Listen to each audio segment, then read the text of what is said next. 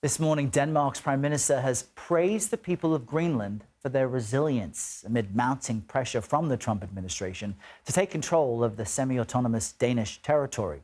President Trump reiterated his desire for a U.S. takeover of Greenland in the Oval Office yesterday.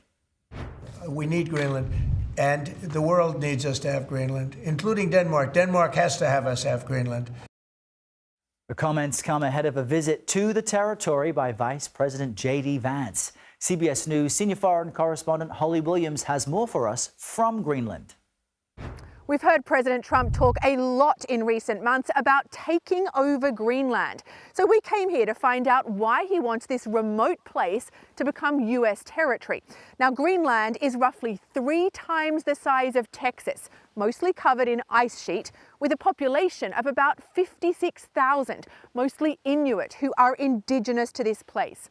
And for now, it is a semi-autonomous part of Denmark, which is one of America's NATO allies. The U.S. military base that Vice President Vance and the Second Lady will visit is about 1,000 miles north of here, Greenland's capital, Nuuk, and a very long way from where most Greenlanders live. That base could help protect the U.S. from ballistic missiles if it's attacked, because the shortest route for Russian missiles to hit the U.S. would be via the Arctic. Now, President Trump says he wants to take control of Greenland for security reasons, and he's refused to rule out using force. Some important background to that is that the US and Russia are vying for military dominance in the Arctic, and climate change is melting the ice and making lucrative mineral reserves more accessible here in Greenland. Some people here have told us they believe what Trump really wants is Greenland's natural resources, and they do not trust him. A recent poll here found that 85% of Greenlanders do not want to be part of the United States.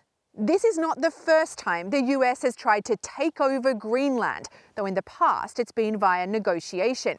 The US even offered Denmark $100 million for Greenland back in 1946, equivalent to more than $1 billion today, though that offer was firmly rejected. Back to you.